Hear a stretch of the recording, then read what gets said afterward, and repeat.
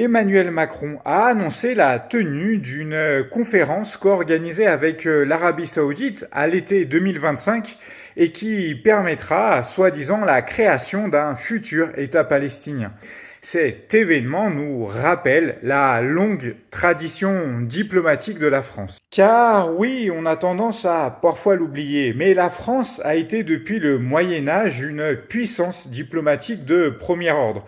Par exemple, ce n'est pas pour rien si le français, la langue française, est l'une des deux langues parlées avec l'anglais à l'ONU. Et elle l'était également avant au sein de la SDN, la Société des Nations. À partir du XVIIe siècle, par exemple, plusieurs grands traités de paix sont rédigés en français. Le traité de Westphalie en 1648, qui met fin à la guerre de Cent Ans, est le premier de ces traités diplomatiques en français.